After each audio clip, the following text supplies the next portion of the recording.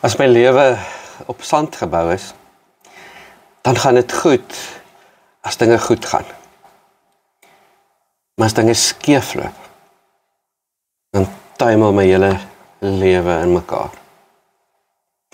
Iemand wie se lewe op rots gebou is, gaan dit mee goed as dit goed gaan. En as dinge begin sleg word, dan bly hulle lewe staan. Ja, daar's seer en daar's skade en daar's pyn, maar my lewe val nie uit mekaar uit nie. Hoe sorg ek dat my lewe op rots gebou is? Maar wat sê Jesus? Hy sê, iemand wat my woorde hoor en dit doen. Ek dink ons vergeet baie keer die tweede deel. Ek dink baie keer dink ons, ek moet net Jesus se woorde hoor en ek moet net in hom glo en dan sal hy sorg dat my lewe nie uit mekaar uitval nie. Maar om Jesus se woorde te hoor en in hom net te glo, maar nie te lewe soos hy wil hê nie, is om my huis op sand te bou. En dan val my lewe uit mekaar uit.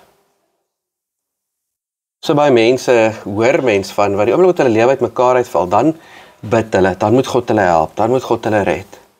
Dan kom hulle skielik kerk toe, dan lees hulle skielik Bybel.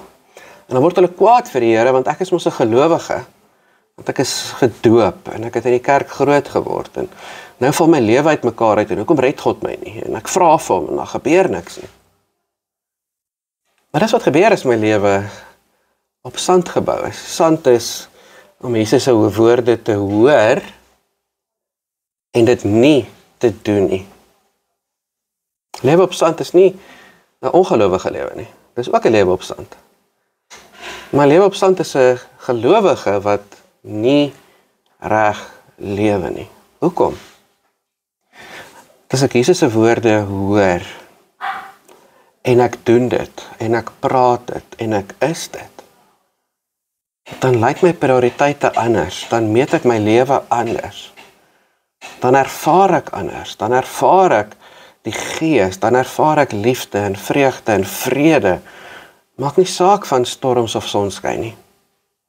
Dan kan storms my nie omgooi nie, want ek dink anders en ek lewe anders en ek fokus anders en ek meet anders. Ek meet my lewe anders. Ek meet goed en sleg anders. Is jou lewe op rots gebou? Terwyl jy in Jesus glo, hoor, weet wat hy vir jou sê, en dit doen. Waar gaan jy vandag bou?